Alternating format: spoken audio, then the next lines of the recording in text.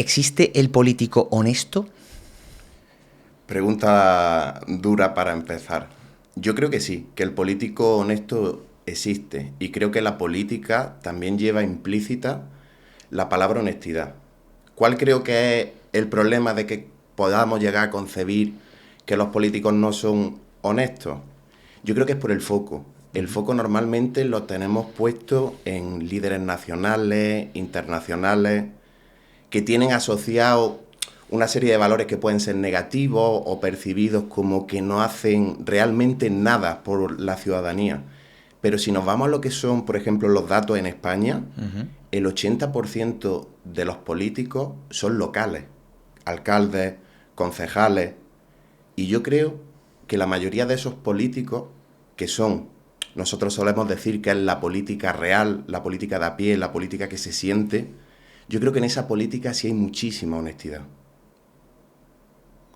Es una afirmación bastante fuerte, ¿eh? Sí. O sea, ¿tú piensas, por ejemplo, que el alcalde de Sevilla, que es la ciudad en la que estamos ahora mismo, es una persona honesta?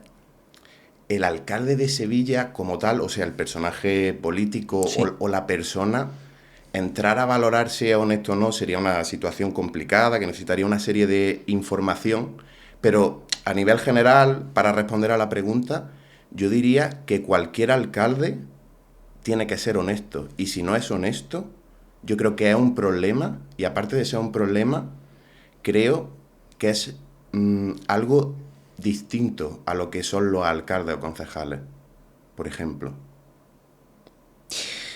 ¿Tú no crees, Fran, que la misma naturaleza del sistema en el que hay, en mi opinión, una desalineación de incentivos de lo que le interesa al ciudadano o al pueblo versus lo que le interesa al cargo político, ya sea alcalde, presidente de la Junta o presidente de España, ¿vale? Hace que sea francamente complicado que un político mire por el bien del pueblo. Claro, aquí entran las necesidades que tenemos como sociedad. ¿Qué nos interesa a la sociedad? ¿Qué problemas nos preocupan? Al fin y al cabo, lo que nos preocupa a la sociedad, hoy por ejemplo veníamos escuchando la radio y hablaban de la diferencia entre lo que percibe la población catalana o lo que percibe el conjunto de la población española como principales problemas. El primero, por ejemplo, era la inmigración, pero el segundo eran los políticos y los partidos políticos. Lo concebían como un problema, la política como un problema.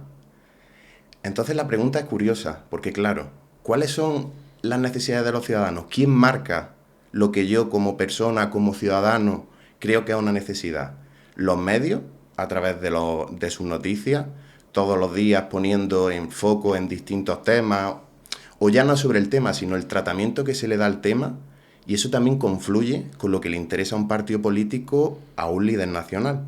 Esa mezcla de agenda de partido, institución y medio, yo creo que al fin y al cabo es lo que configura la necesidad de la población. Vamos a poner un ejemplo concreto, ¿vale? Para no estar hablando de forma abstracta. Tú eres una persona muy joven Sí, y antes fuera de cámara hemos estado hablando de las grandes dificultades que tiene una persona de tu edad, bueno, y de la mía, ¿no? Y de quizá 10 años más incluso, para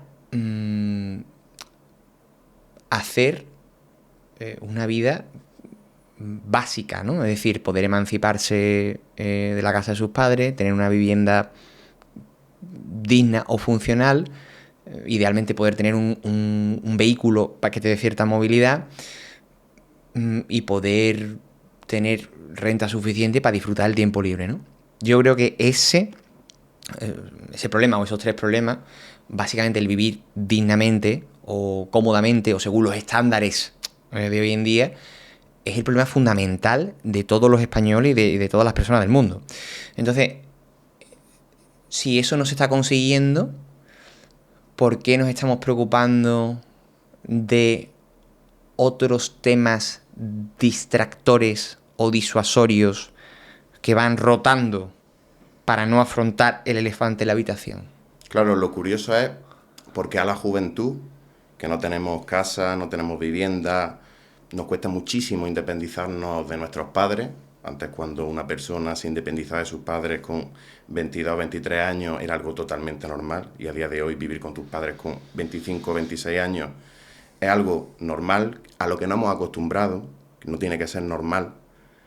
¿Y por qué no tenemos esa preocupación de querer revertir esa situación o de colocar esa situación en el foco principal?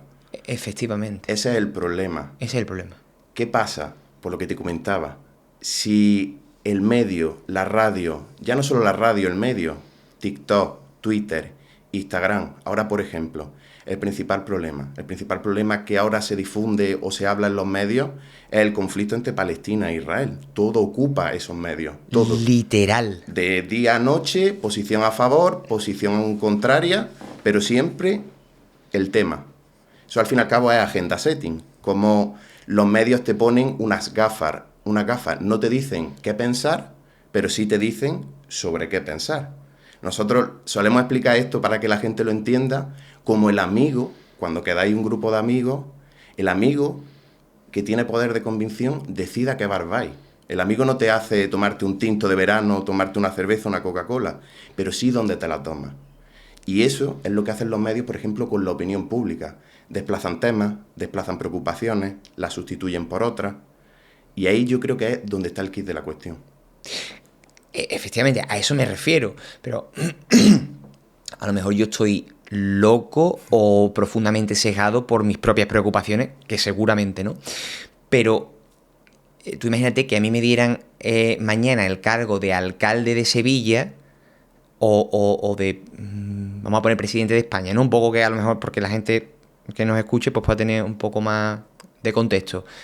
Pues mi preocupación sería, si yo me preocupara del pueblo y de la gente, es cómo puedo hacer que la gente tenga mejor calidad de vida, gane más dinero en relación a sus gastos, cómo puedo hacer que las personas puedan tener vivienda digna y, en definitiva, que puedan cubrir sus problemas económicos, que eso es el 70% de los problemas prácticamente que tienen las personas, ¿no? Y sin embargo, parece que eso no es así, sino que se pone el conflicto de Gaza, se pone, pues... la corrupción. Algún drama del presidente, se pone alguna historia de la identidad de género, se pone la tauromaquia, se pone... Bueno, X temas que al final, en el conjunto total de la imagen, no pesan tanto, son menores, son residuales, y sin embargo, la exposición que se les da es desproporcionada. Por eso te digo que yo creo que los políticos no están siendo honestos o no están pensando en las necesidades reales de la población, ¿no? También es algo difícil de contextualizar, de dar una respuesta directa. Yo creo que muchas veces lo que tú has comentado, diferentes temas, lo que hacen es actuar como cortinas de humo. Por ejemplo, existe un problema, o ya no que exista un problema, existe un problema y no hay una solución concreta. Por ejemplo, el tema de la vivienda, que es una de las principales preocupaciones a día de hoy de la sociedad española. Ha pasado de no existir como preocupación a ser la principal preocupación de la sociedad española. El problema con la vivienda, por ejemplo, la competencia de vivienda es autonómica. ¿Qué pasa? Pues que tenemos una polarización política grandísima. Aquí muchas veces no interesa llegar al fondo de la cuestión o a un gran acuerdo que beneficie a la sociedad, sino enfrentar dos posturas y elegir una de las dos posturas como buena o como postura mala. Entonces, yo creo que ahí los políticos no son honestos en el sentido de que, claro, por ejemplo, en el tema de la vivienda, el gobierno nacional saca una ley, la comunidad autónoma dice que no la aplica porque le parece que la ley es negativamente por esto y por esto. Pues ahí está el problema. Eso es. Pero el problema no es de la autonomía y del gobierno o del gobierno nacional. El problema es de las dos, que no se ponen de acuerdo. De ambos, claro. No, yo no me atrevería a señalar a una persona en concreto, sino al sistema en su conjunto. Y el problema lo vivimos gente de mi edad, que no se le va a dar solución a ese problema. Yo llegaré a los 35 años y el problema de la vivienda no se habrá solucionado. Ese es el verdadero problema. Que no nos sentemos, que no podamos hablar Que yo por ser de el PSOE, una propuesta del PP me parezca mala, sin ir al fondo de la propuesta, yo por ser del PP, una propuesta del PSOE me parezca mala, sin ir al fondo del problema. ¿Por qué? Claro, eso ocurre porque tu interés real no es el bienestar de los ciudadanos o la prosperidad del país o de la región. Tu interés real es el poder, el enriquecimiento propio y los intereses propios. A eso me refiero. Entonces, imagino que algún político honesto que defienda sus ideales habrá, pero yo unicornios todavía no he visto en la vida real, ¿no? Entonces, en fin. A mí me gustaría preguntarte, Fran, porque ustedes desde el patio político defendéis que la política está en todo, ¿verdad? En todo. Entonces, hay ejemplos que nos pueden sonar muy familiares en los que podemos ver instancias de comunicación política o instancias de comportamientos puramente políticos, ¿no? Por ejemplo, se me ocurre una cosa que ustedes habéis mencionado y que está seguramente en el top of mind de mucha gente, son series de televisión o películas, ¿no? Por ejemplo, Juego de Tronos. ¿Nos puede explicar un poco dónde está la política en Juego de Tronos? Juego de Tronos es política, el propio nombre ya te lo dice. Trono, juego, jugar por ocupar un trono. Pura política. Y en Juego de Tronos, yo esto se lo escuché a Pablo Iglesias y yo creo que llevaba razón. En muchísimos episodios de Juego de Tronos, lo que se dan son verdaderas clases de ciencia política. Concepto de ética, de autoridad, de poder, la comunicación. Nosotros poníamos el ejemplo de Tyrion Lannister, como una persona en un mundo medieval, de guerra, de grandes luchadores, de grandes reyes, un hombre enano, repudiado por su familia, al fin y al cabo es el único que sobrevive, va pasando de rey a rey y al fin es el mejor jugador del Juego de Tronos, no el gran guerrero con una espada que mata a 200 personas en una batalla.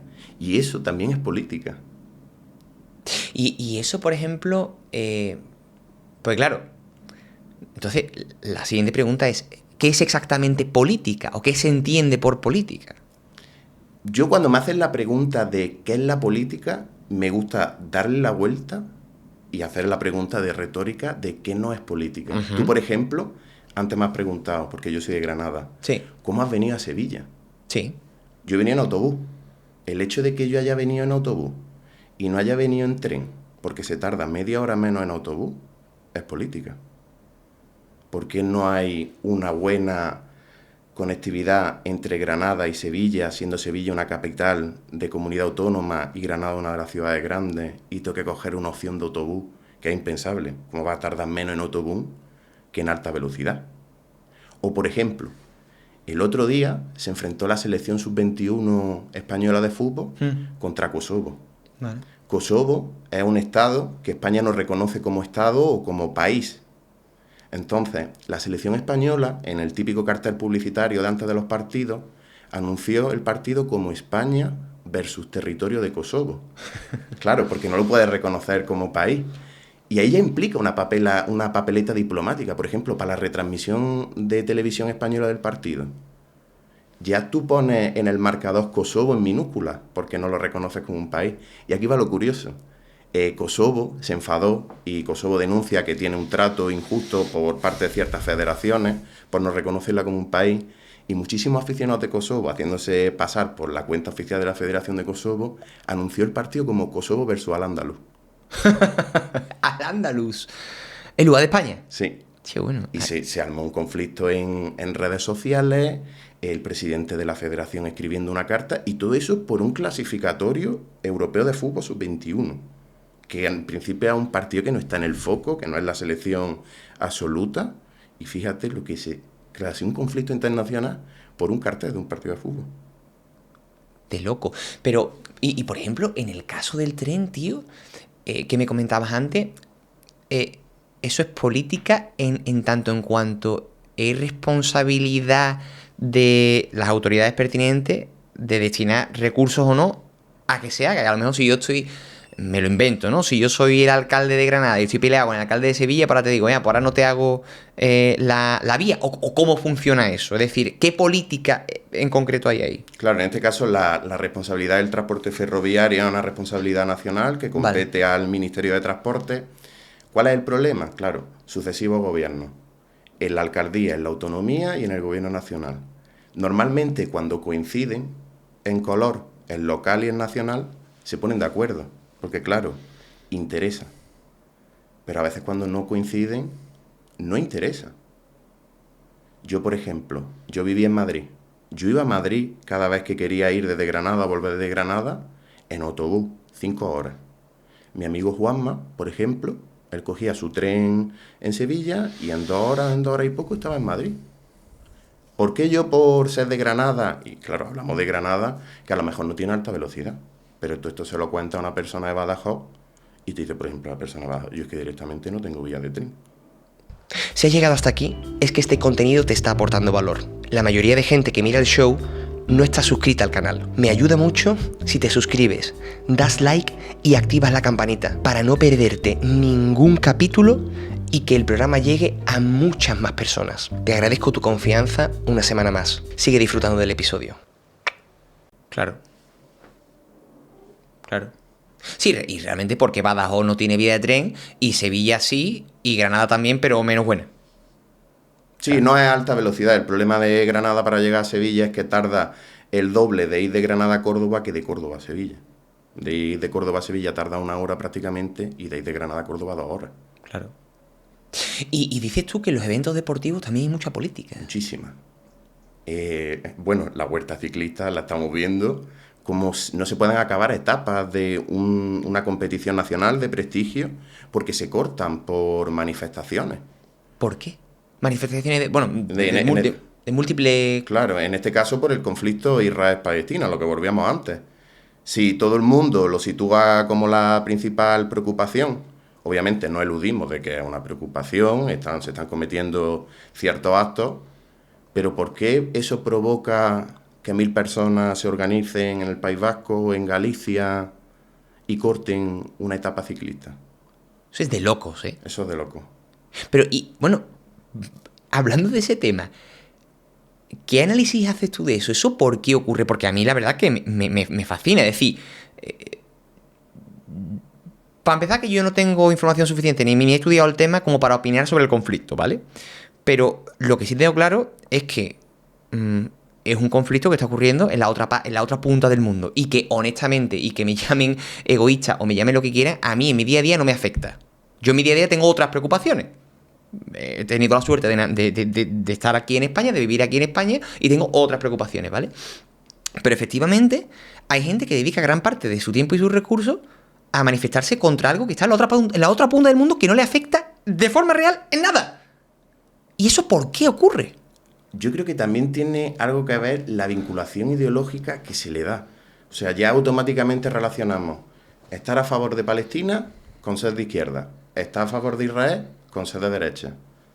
Yo creo que eso no tiene ningún tipo de sentido. O sea, tú estarás a favor de Palestina por X cosas o estarás a favor de Israel por X cosas.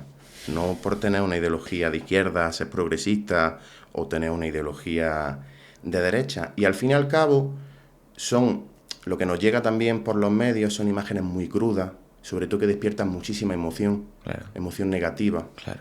A ti te proyectan en la televisión un hospital roto, gente que cuando va a por comida la matan. A ti eso en tu cuerpo, al fin y al cabo las emociones, el 90% de nuestros comportamientos son emocionales. Claro. Tú ves eso y tú te cabreas. Y tú coges al ciclista del equipo de Israel y tú automáticamente en tu cabeza haces una vinculación de ciclista, Israel Tech, conflicto. Tengo que impedirlo. Qué locura, ¿eh?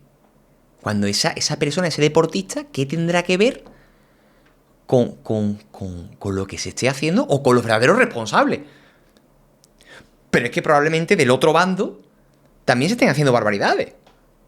Entonces, ¿cómo puedes tú juzgar tan rápidamente? Y peor aún, ¿cómo puedes dejarte llevar por esa manipulación tan burda?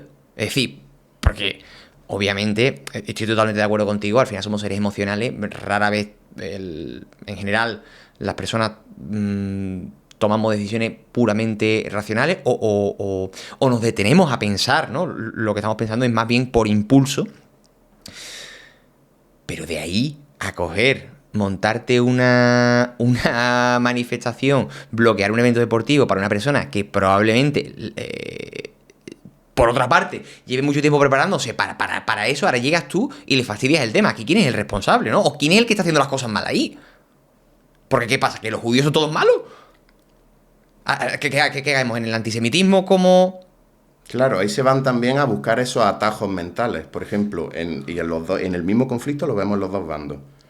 Desde la parte de Israel se intenta asociar a cualquier defensa de Palestina con una defensa de Hamas, o sea, automáticamente eres un terrorista, y por el otro lado igual.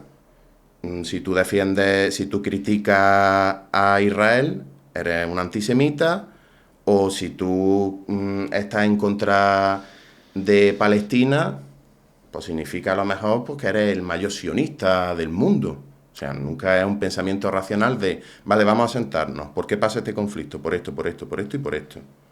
¿Qué ha pasado? ¿Por qué es relevante ahora? ¿Porque un conflicto que lleva 80 años activo ahora es relevante? Porque no lo era hace 2 años. ¿Por qué, por ejemplo, cuando Hamas entra en Israel y provoca el atentado con ese suceso, eso pasa a ser noticia en prime time?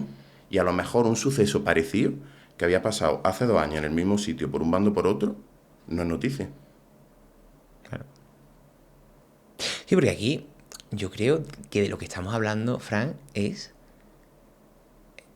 de tener, y eso nos lo decían mucho en el colegio, pero parece que se nos ha olvidado, ¿no? El pensamiento crítico, ¿no?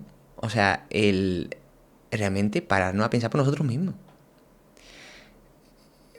Esto, creo que esto lo decía Nietzsche, ¿no? Somos dromedarios, ¿no? O sea, llevamos ideas de otras personas.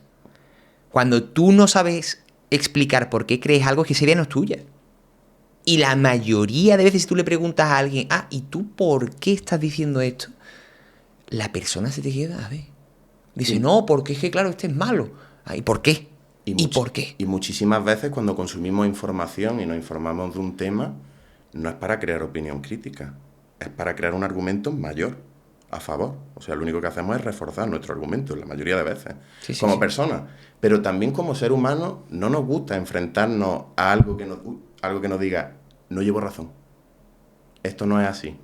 Yo prefiero ver algo, ya sea a favor o en contra, y decir, refuerzo mi opinión, refuerzo mi argumento.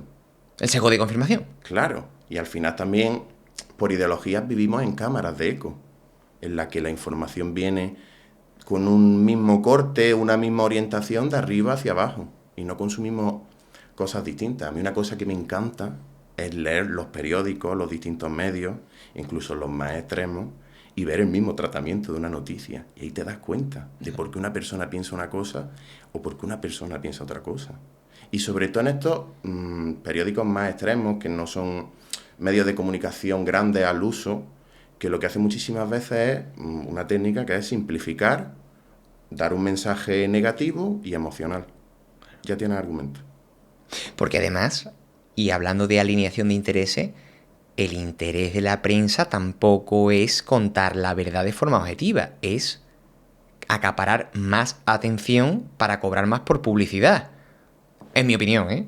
Yo en ese tema creo que el interés sí puede ser contar la verdad, pero lo que te hace ganar dinero es el cómo la cuento.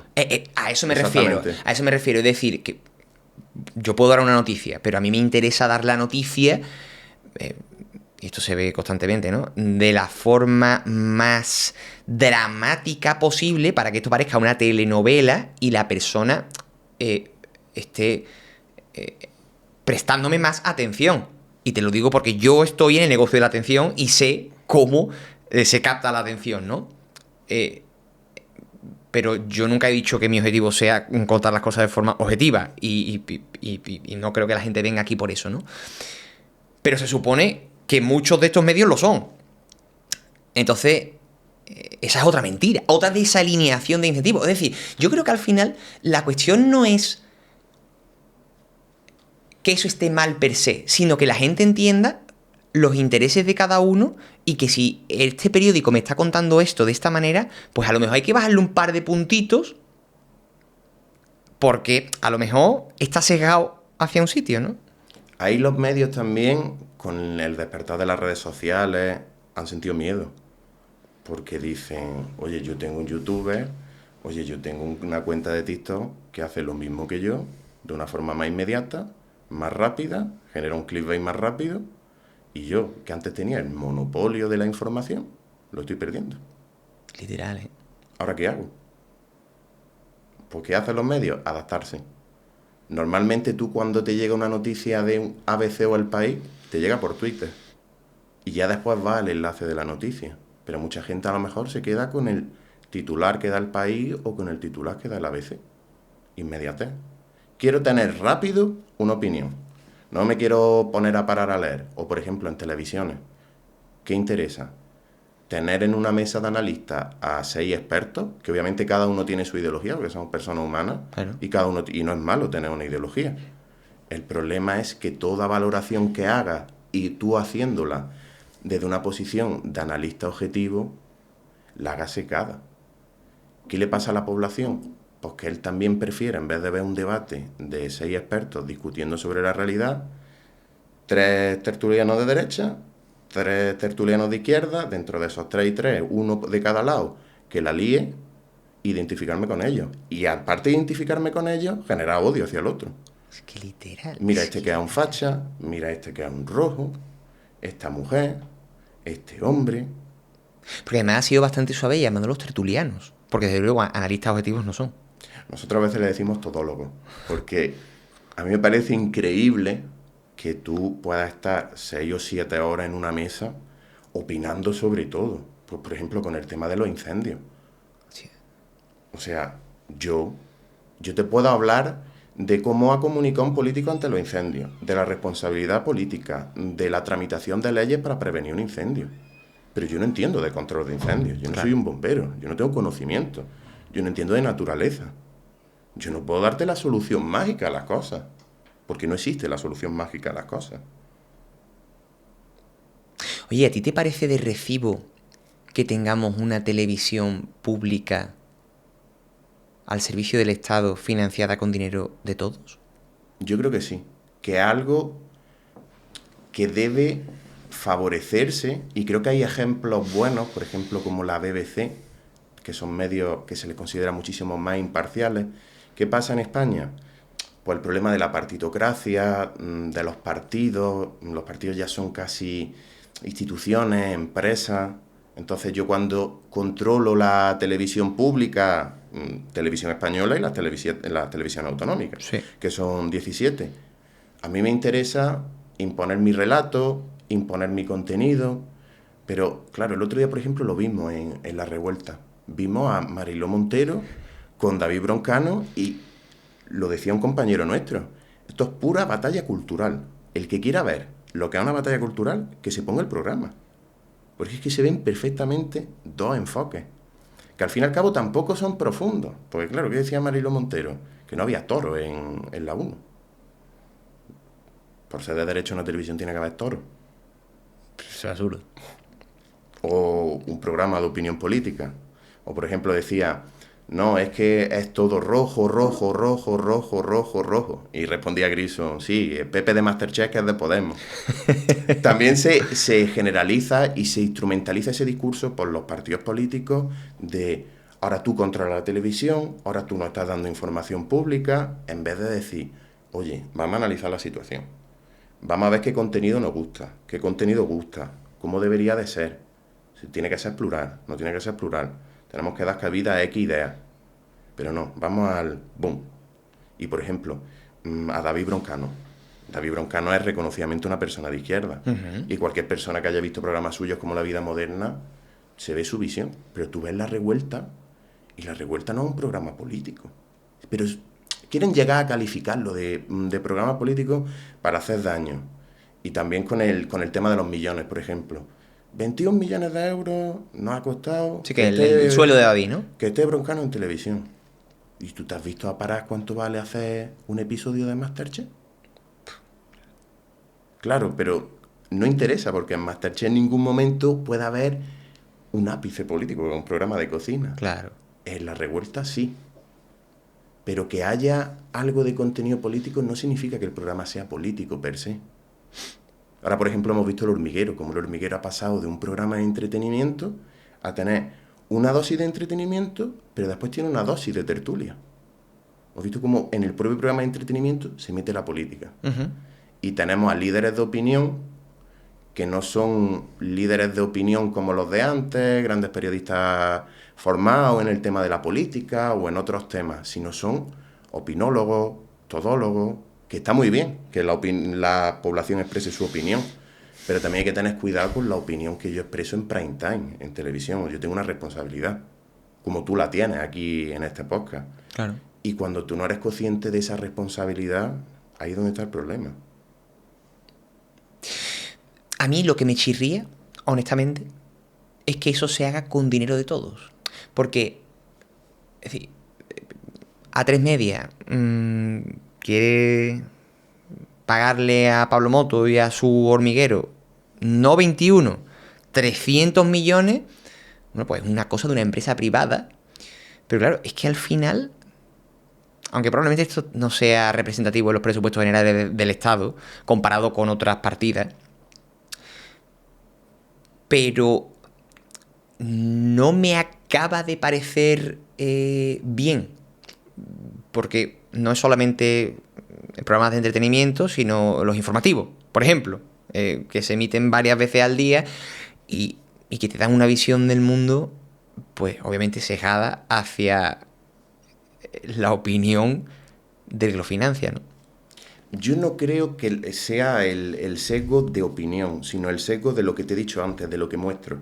No es lo mismo abrir un telediario con una imagen de Palestina que abrir un telediario, como pasó ayer, con una imagen de que no se ha aprobado una medida del Ministerio de Trabajo. Sí, la de las 37 horas y media. Si tú pones en primera plana Palestina, a la gente le estás transmitiendo que Palestina es la primera preocupación. Si tú pones en primer plano la medida que no se ha aprobado, le estás poniendo en primer plano eso. Claro. No creo que haya tanto un sesgo, porque al fin y al cabo es un informativo, y tú ves un informativo y sí te das cuenta de esto está un poquillo desviado hacia la izquierda, esto está un poquillo desviado hacia la derecha, o por ejemplo ves la cara del presentador. Como no habla igual de Pedro Sánchez, o no habla igual de Feijóo, o no habla igual de Yolanda Díaz, ahí es donde sí puede haber un sesgo. Pero claro, el debate de si la televisión pública debe estar financiada por otro, eso sí yo pienso que está marcado por ideología. Es decir, gente que piense que sí debe haber una información que salga de un ente común, neutral. El problema también es que se relaciona mucho, que yo creo que eso es algo malo que tenemos que ir quitándonos, el relacionar todo con gobierno, todo es el gobierno. El Estado es el gobierno, no. ¿Qué diferencia hay? El gobierno español se sienta 4 años, pero el Estado sigue cuando el gobierno español del momento sale. Claro. El Estado es en España desde la Constitución, desde Adolfo Suárez hasta hoy Pedro Sánchez. Vale que Pedro Sánchez ocupe la Moncloa 7 años, pero después de esos 7 años viene otra persona y el Estado sigue siendo el mismo. Entonces, el perjuicio que tú le hagas al Estado con esa crítica sí me parece negativo, o asimilar administración pública, gobierno. Eso normalmente viene desde posiciones antipolíticas que quieren... Es un tema complejo que necesita de una serie de conocimientos. Obviamente nosotros politólogos lo estudian, pero intentan meter todo como en un saco colectivo al que se le tiene odio, que en este caso es al gobierno, y a todos los gobiernos se le tiene odio, no al de Pedro Sánchez especialmente por Pedro Sánchez, sino por autoridad. Tú la autoridad la puedes llegar a percibir como algo negativo y sobre todo algo alejado.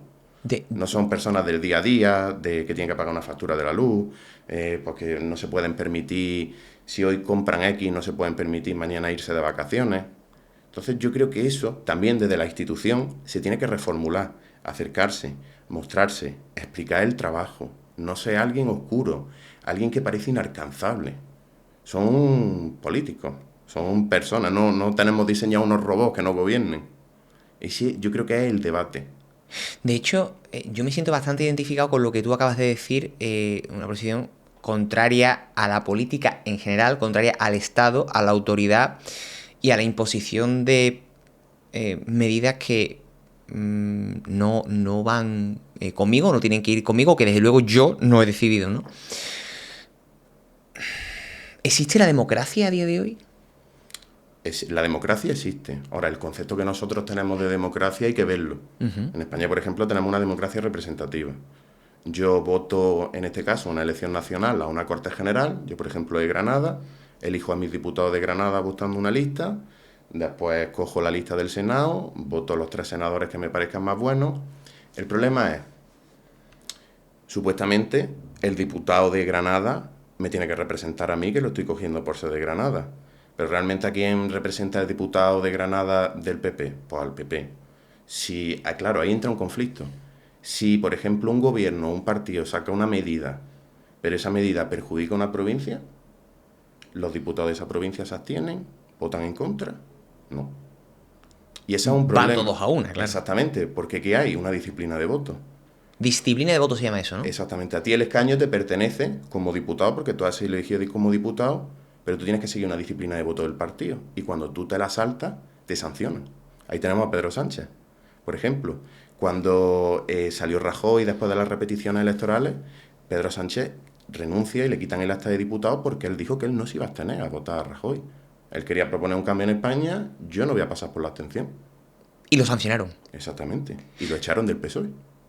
Pero entonces lo que estamos poniendo de manifiesto es que los diputados están al servicio del partido, no al servicio del pueblo. Claro, porque aquí se entiende, la teoría es que el partido es el canal por el que pasan los intereses de la ciudadanía. O sea, el partido político es la vía que coge el ciudadano para expresar una opinión, una preocupación, y eso se canaliza y se lleva al Parlamento.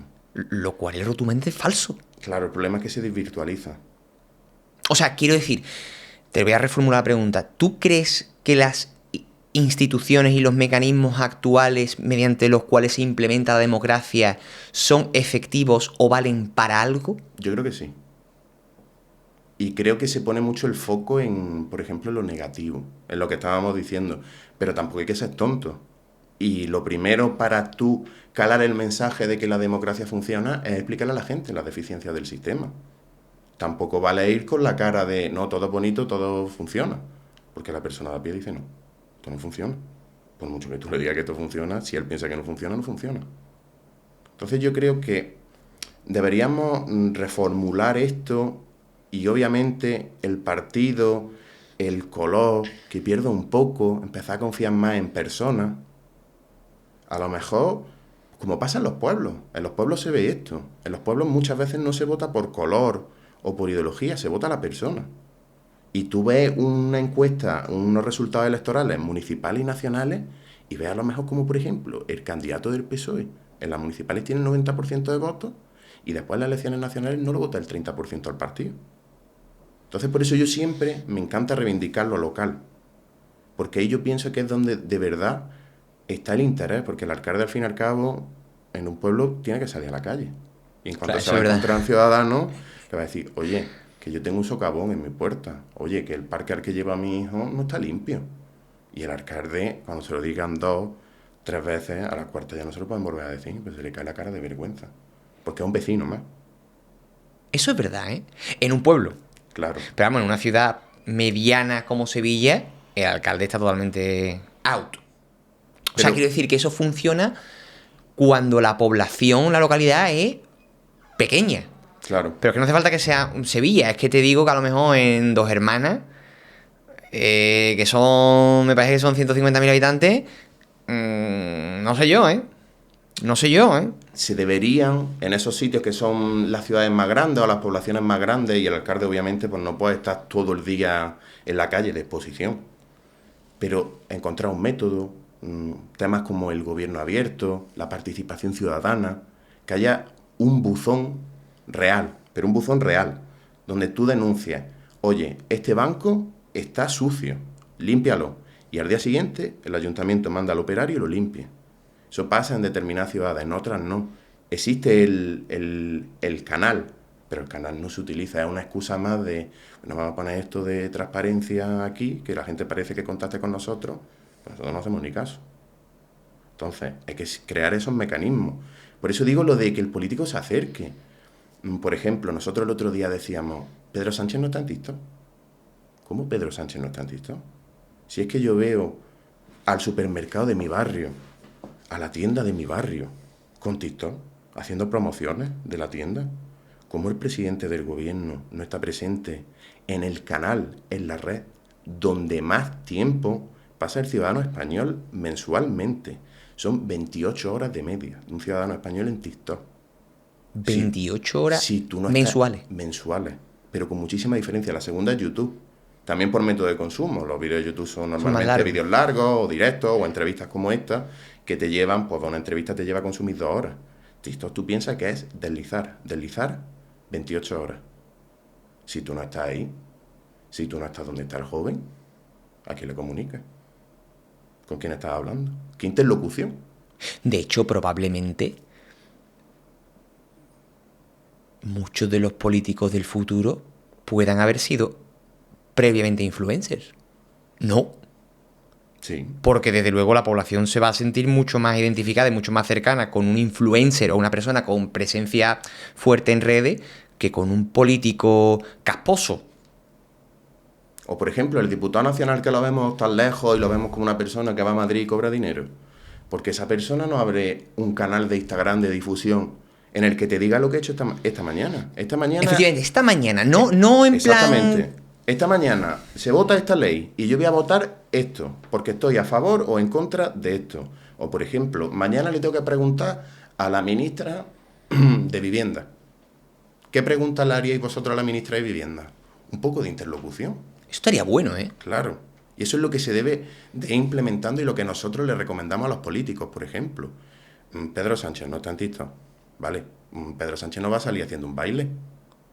Pero Pedro Sánchez puede enseñar sitios de la Moncloa. Pedro Sánchez puede contar su rutina. Pedro Sánchez puede decir, ¿qué he hecho hoy? ¿Por qué soy útil? ¿Por qué tú me tienes que percibir como alguien útil que hace algo? Ahora, si yo me tengo que ir a la agenda del presidente o consumir 4 medios distintos para enterarme de lo que hace alguien, pues eso no lo hace la gente. Mis padres no lo hacen. Mi padre cuando llega de trabajar, o cualquier persona cuando llega de trabajar, 8, 10, 12 horas, encima le va a decir, no, ahora te tienes que ver tú 4 medios, y ahora tú te tienes que informar. No. Para que una comunicación sea buena, hay una línea en la que tiene que circular la información. No que una persona tenga que recorrer toda la línea y acercarse a la información. Ese es el problema. Tú imagínate que mañana el Estado desaparece total o prácticamente. Nos quedan a lo mejor, por ejemplo, hospitales, nos queda el monopolio de la violencia con los cuerpos y fuerzas de seguridad del Estado y 4 cosas más. ¿Qué pasaría? También es peculiar la población española. Eso es lo que yo siempre digo. O sea, la población española, tanto para lo bueno, para lo malo, tiene sus curiosidades. Hemos visto, por ejemplo, en temas de pandemia, en los que también culpa de los medios. Si tú tienes, por ejemplo, un contador de muertos que se va actualizando, esto no es un partido de fútbol. Entonces hemos visto como muchísima gente iba al supermercado, claro, ve que se viene el acabose, pues lo que hago es llevarme todo al supermercado. Entonces yo creo que sí se necesita cierta parte del Estado, por ejemplo las carreteras, porque no haya un socavón. El metro de mi ciudad, que yo pueda llegar a mi universidad en 10 minutos. Hay que empezar a mostrar para qué es útil el Estado con el tema de los impuestos. Siempre se dice, desde un lado, menos impuestos, desde el otro lado, más impuestos. ¿Para qué? Explícamelo. Yo quiero más impuestos porque esto te va a afectar a ti en esto y en esto. Y no en grandes construcciones abstractas de... que ese es el problema de la población española, que percibe que el gasto que hace en impuestos no se repercute en una mejor educación o en una mejor sanidad o en un avance. Es que, efectivamente, mira, me encanta que hayas sacado el tema de los impuestos. Por favor, corrígeme si me equivoco. En los presupuestos generales del Estado, 2 de cada 3 euros van a un sistema de pensiones público que es básicamente una estafa Ponzi. Básicamente. Me encanta el tema de las pensiones. Es decir, es un sistema que es insostenible y que además, hasta donde yo sé, es una especie de trasvase de dinero en el que tú no tienes es decir, el Estado no te invierte tu dinero para que te dé un rédito y a largo plazo devolverte más, o a largo plazo enriquecer al conjunto de los españoles, sino que simplemente yo te cojo tu dinero ahora para poder pagar la pensión del que la necesita ahora, ¿vale? Eso es 2 de cada 3 euros que se gasta el Estado español. ¿Por qué no paramos esto ya? Es decir, ¿qué necesidad tengo yo de cobrar una pensión pública? ¿Por qué a mí no me enseñan a gestionarme mi propio dinero y decir, oiga, usted cuando ya no pueda trabajar va a tener que tener algo de lo que vivir? Entonces, más le vale que con ese dinero extra que no le estoy quitando, pues usted lo invierte en un fondo de pensiones privado, en un índice, en oro, en inmuebles, monte un negocio o lo que usted quiera. Pero que cada uno se gestione las cosas como mejor considere. Es que estamos hablando de 2 de cada 3 euros. Claro, aquí entramos en lo que llamamos el estado del bienestar y los distintos modelos que hay de estado de bienestar. Por ejemplo, lo que tú me defiendes es un modelo de estado de bienestar liberal, en el que hay un mínimo asegurado para el conjunto de la población, pero lo que hace que tú tengas una mejor cobertura o que tengas pues un rédito, al fin y al cabo es tu inversión privada, la meritocracia, el emprendimiento. Después tenemos, por ejemplo, modelos como el español, el mediterráneo, en el que no es un modelo del bienestar totalmente socialdemócrata, porque si tú dices, por ejemplo, esto de España, en Finlandia, en Noruega, es una barbaridad, o sea, el Estado ocupa el 80% o el 90%. Pero también ahí existe, por ejemplo, en los modelos de Noruega y de Finlandia, una colaboración privado-pública que los dos entienden que son necesarios. Por ejemplo, hay un caso de que muchísimo que se recauda a través de empresas se dedica a vivienda social específicamente. Uh-huh. O sea, repercutirlo en algo muy concreto, es decir, el dinero de esta empresa va a ir concretamente a esto, no a un arca general. Y la empresa lo ve bien, o sea, porque dice, vale, mi dinero, el destino. Después tenemos, por ejemplo, el modelo español, que el modelo español tiene una cobertura amplia y te asegura derechos básicos amplios, pero el problema del déficit del Estado, del modelo de bienestar del Estado español, es que hay ciertas materias que no se cubren. Por ejemplo, las gafas. Uh-huh. Ahora yo necesito una gafa y me tengo que comprar una gafa. O el tema de los dientes, ¿no? Exactamente. Si yo soy, imagínate que yo soy un padre de familia, que tengo 3 hijos y no tengo una situación económica muy buena.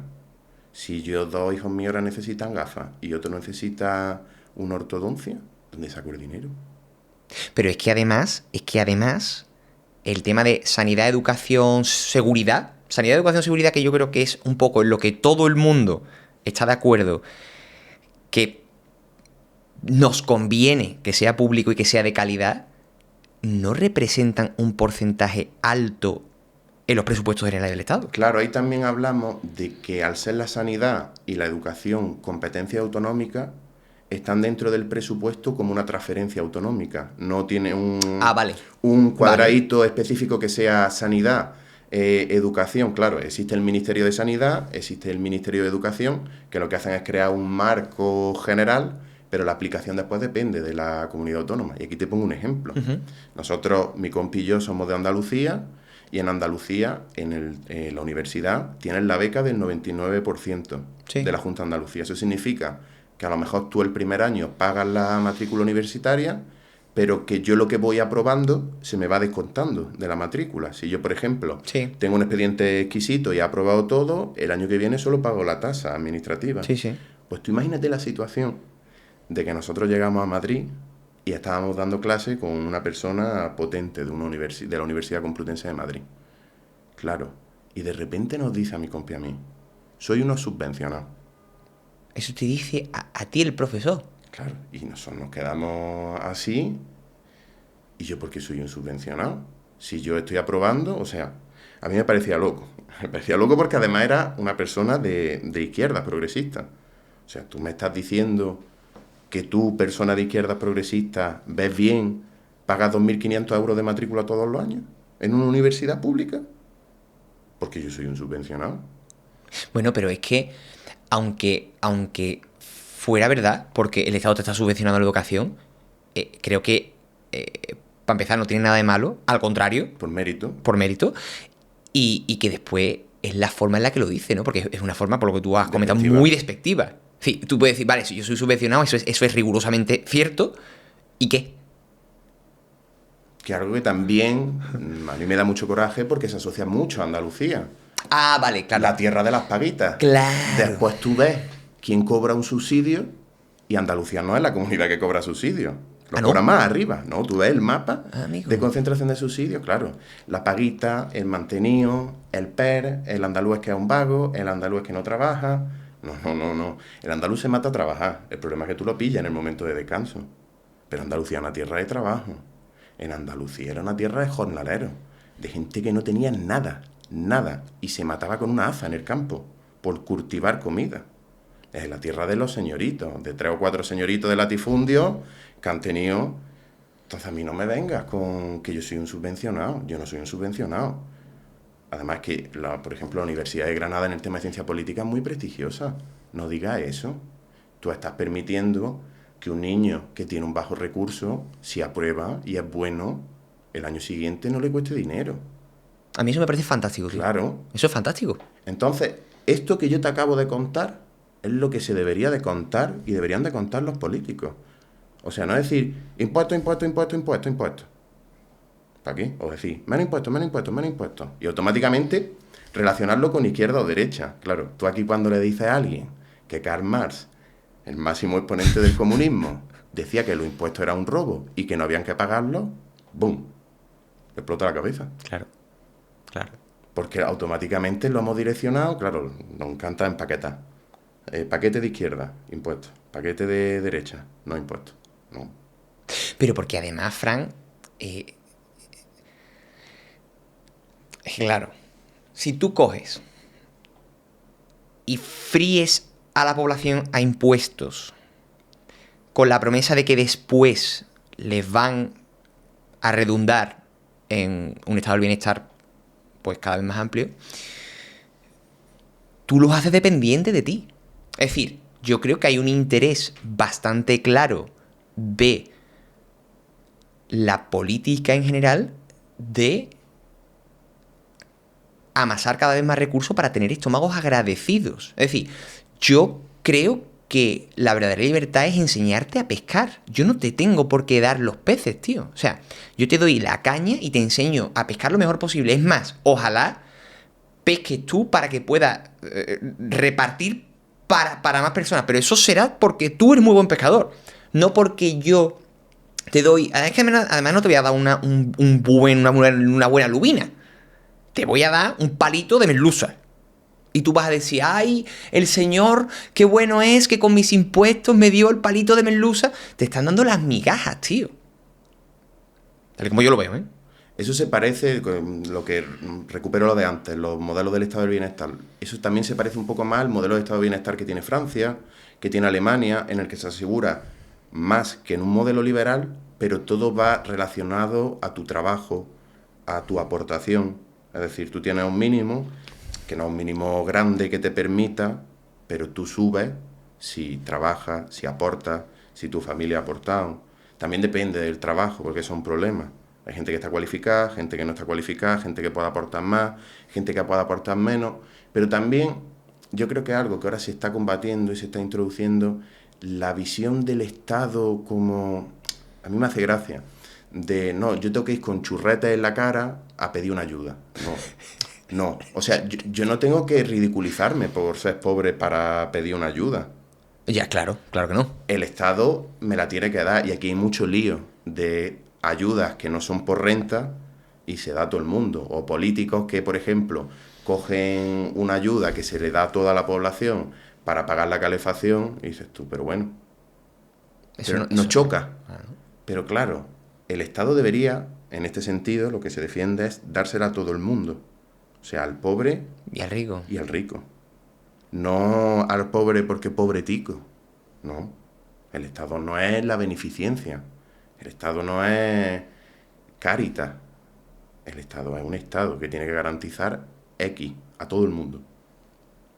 Y yo creo que ahí es por donde hay que ir y yo creo que ahí es donde vamos a evolucionar. Ojalá. Ojalá. Oye, ¿sirve de algo un rey en 2025? La pregunta es curiosa. A ver.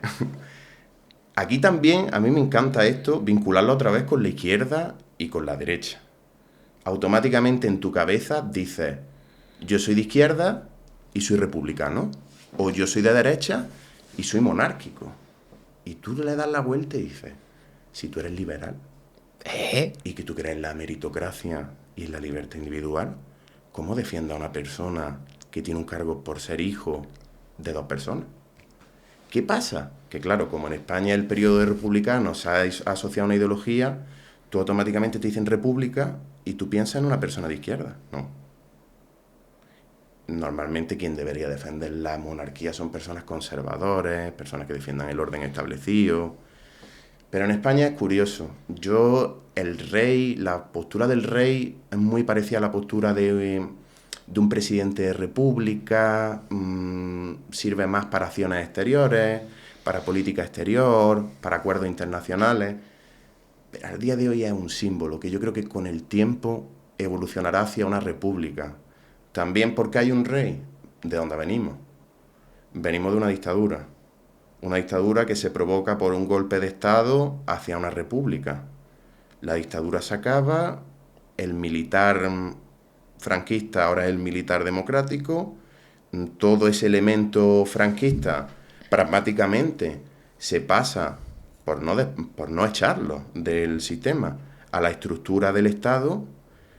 Entonces hay una declaración muy famosa, en este caso de Adolfo Suárez, que le preguntan, y dice Adolfo Suárez, yo sondeé la opción de un referéndum, república y monarquía, y salía república, y por eso no lo lancé. Si yo he conseguido construir una estabilidad después de matarnos, Ya. ¿qué hacemos? Lo justo sería una república. Además, los ideales republicanos yo creo que son buenos. Libertad, igualdad ante la ley, fraternidad, valores republicanos que podría defender cualquier persona, desde la más liberal hasta la más socialista. Sí. Exacto. Pero Es que claro, porque además no hay... Porque es que además no hay una sola dimensión en el espectro político, ¿verdad? O sea, estamos hablando de izquierda y derecha, pero es que después está autoritario y libertario, que, o sea, es un plano, no es una línea, es un plano. Por eso tú has dicho, dice, es que esos valores los podría defender un socialista o un liberal. O un liberal, efectivamente, ¿no? Que creo que esa es otra simplificación en la que caemos, ¿no? Es que tú eres rojo, o tú eres azul, o tú eres de derecha, o tú eres de izquierda. Bueno, sí, vale, pero es que hay otra dimensión más, ¿no? Y si nos movemos a una comunidad como Cataluña, ahora entra en juego el eje nacionalista, no nacionalista. Claro. Que desplaza totalmente al eje izquierda o derecha. O sea, tú votas más en función de si alguien es nacionalista catalán o nacionalista español, y ahí ya escojo si izquierda o derecha.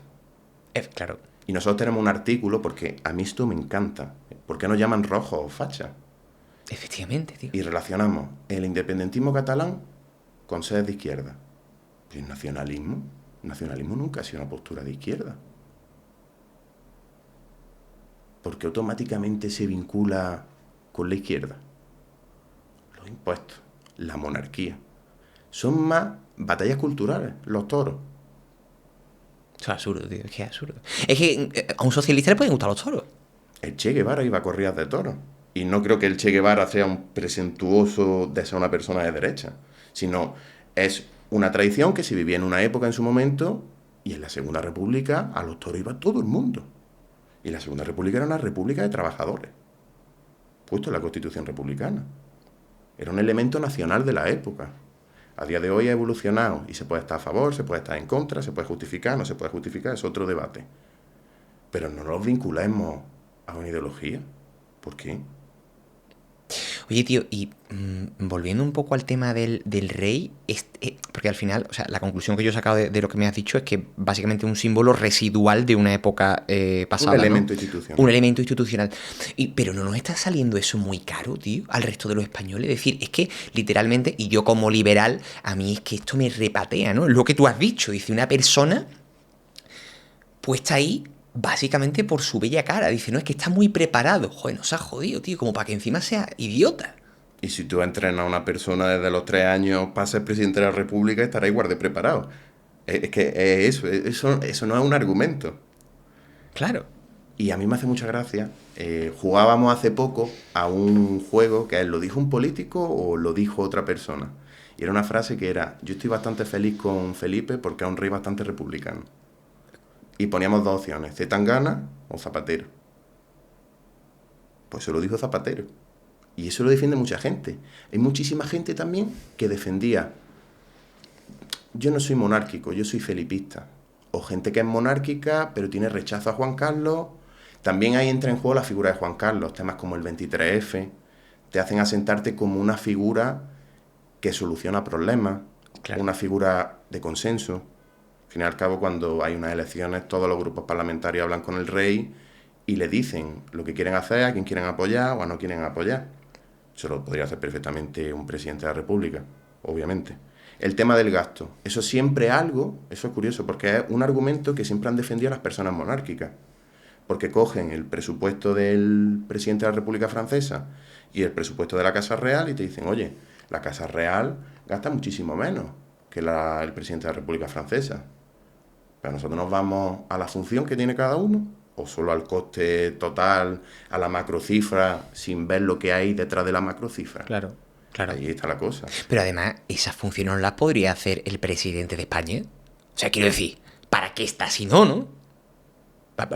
Vamos, al menos estoy yo loco. Claro, esa figura, lo que se pretende es que esa figura de jefatura del Estado, lo que hablábamos antes del Estado que se separe del gobierno y de la política de los partidos, como que esa figura de jefe del Estado, ya sea un presidente republicano o un monarca, esté alejado de la política, del ruido político, del color político. Normalmente en los países suelen ser personas prestigiosas, queridas por la sociedad, un jurista reconocido, alguien que sea como una figura de consenso entre los dos grandes polos.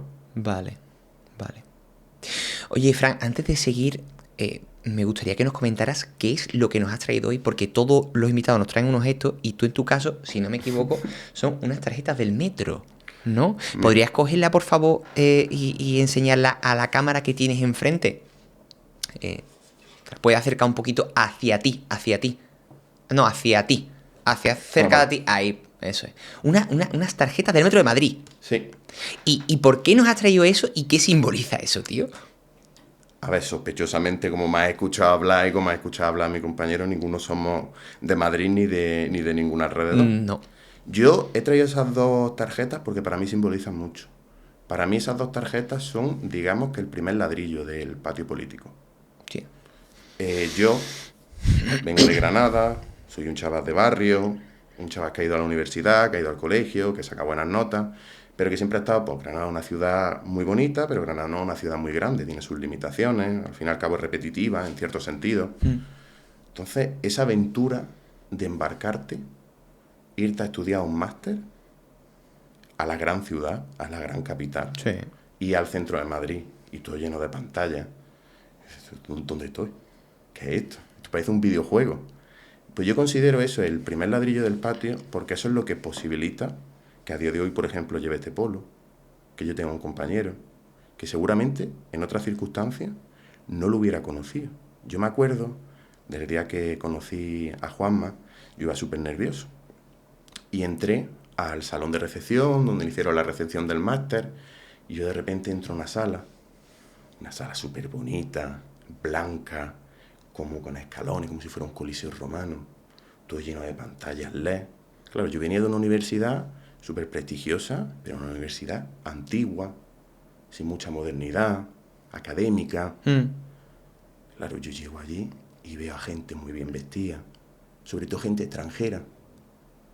O sea, mucho internacional, ¿no? Sí, mucha gente latinoamericana, con la que tú aquí no sueles En mi ciudad, por ejemplo, en Granada, no suele haber mucha población latinoamericana, como si la hay en Madrid.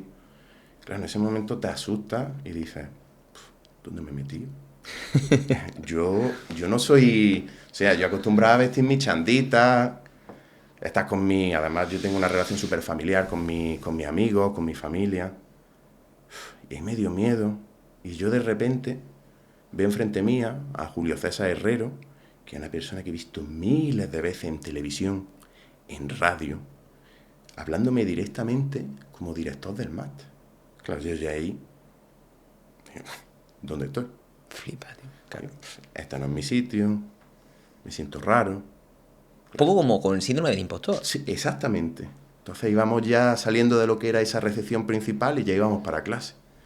Y en ese momento que yo salgo por la puerta, se me pone a mi derecha Juanma, me mira así. Claro, nos habíamos presentado.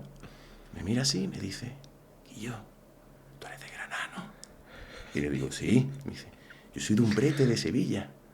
Y desde ese día, te lo juro, que hermano, fíjate tú cómo era la cosa, lo que hacen todos andaluces, que llevamos 2 o 3 días, íbamos ya lo típico a tomar cervezas para conocernos, y la gente juraba que éramos primos o que éramos amigos y nos conocíamos. Vosotros tenéis que conocer, vosotros sois primos.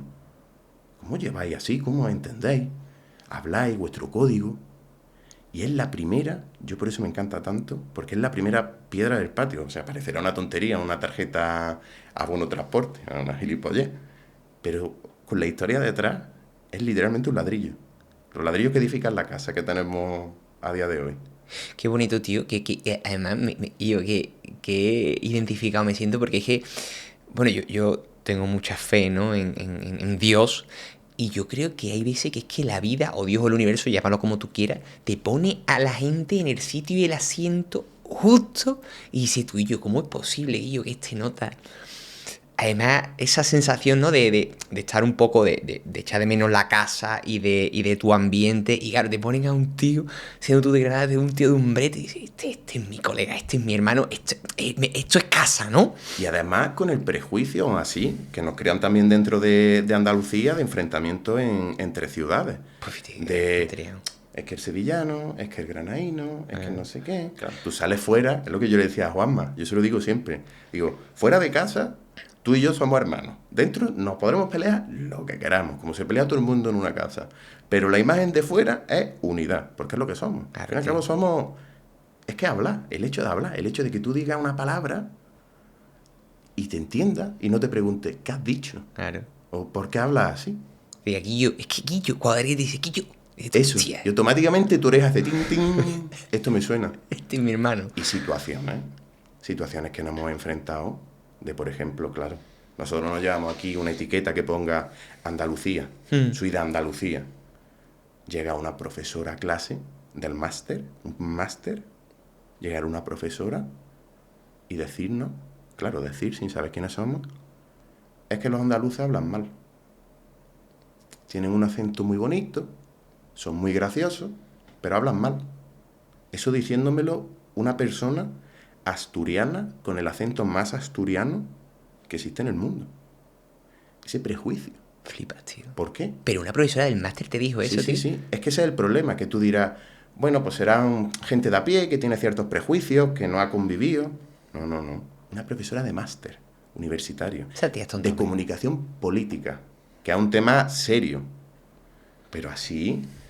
A mí me da mucho coraje y me sigue dando mucho coraje el hecho de yo, por ejemplo, mi casero en Madrid, abrir la boca y reírse. Porque le hago gracia. Porque yo le digo, ¿qué Jesús? ¿Qué tal el día? Y eso a él le alegra. Y dice, no soy un mono de feria. Y me lo decía, yo tenía un compañero de Santander, me decía, se ríe por cómo habla, porque yo le digo lo mismo y no se ríe. Y así nos hemos enfrentado a 40.000 situaciones. Que también, en cierto sentido, son positivas. Porque obviamente también hay, aparte del reconocimiento negativo, hay un reconocimiento positivo. 100%. Con vosotros nos lo pasamos bien, soy gracioso, pero en el buen sentido de la palabra. Claro, es que no es lo mismo reírse contigo que reírse de ti. Exactamente. Y además tú eso lo ves claramente, porque cuando tú a una persona le caes bien, pero dices, yo es que me gusta cómo habla, me gusta tu carácter, me gusta tu acento, tu cariño, a lo mejor eres más cariñoso que otras personas, pues eso está bien. Pero claro, cuando te dices, a ver, A ver, di algo. Eso me lo repetían muchísimas veces. O expresiones. Yo digo mucho, por ejemplo, en vez de estar cansada, estás hecho pedazo. Claro. Y me lo repetían y digo, yo no repito lo que tú dices. O sea, te estás tomando a chiste lo que hablo, no es que te haga gracia. Y yo siempre le respondía, Manu Sánchez, el humorista andaluz, dice, ahora tú, que te cuento un chiste, un nota de Valladolid, te haga gracia. Que no, Si me das tú, te doy yo. Joder, claro, tío, claro. Oye, y ese fue el primer ladrillo, pero, o sea, vosotros en el patio político exactamente, ¿qué es lo que hacéis, Fran? El patio político en sí es una comunidad que lo que pretende es acercar la política a la gente y quitarle este concepto de que es algo súper alto, que no es real. Y aparte, lo que también hace el patio es ayudar al político a llegar al ciudadano, que sepa comunicar. Y también es un espacio, es muy curioso el patio, porque es un espacio en el que está la portavoza del gobierno de España, un presidente autonómico, un diputado, mi madre, una persona aleatoria de Valencia que nos sigue porque le interesa la política. Y, por ejemplo, el jueguecito este que hicimos de la frase, súper gracioso. Porque jugaron políticos, jugaron presidente autonómico, jugaron diputados, alcaldes y gente aleatoria. Y eso al fin y al cabo es lo que te decía, interlocución.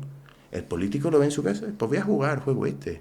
Me hace gracia. Claro. Entonces lo que intentamos es utilizar la comunicación, que creo que es vital, y en la política de hoy es vital, y ayudar al político a cómo comunicar, a cómo llegarle a la gente, a cómo tú no le vas a llegar igual a un chaval de 18 años que a una persona de 40 años, ni a una madre soltera que a una madre con hijos y pareja, ni a un pensionista le va a llegar igual. Cada uno tiene su canal, su mensaje, su emoción.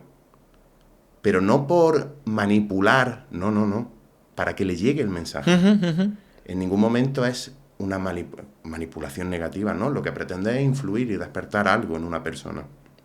Oye, y hablando de comunicación, ¿qué estrategias usan los políticos para comunicarse mejor o para manipularnos? Porque muchos de ellos también lo hacen o lo intentan.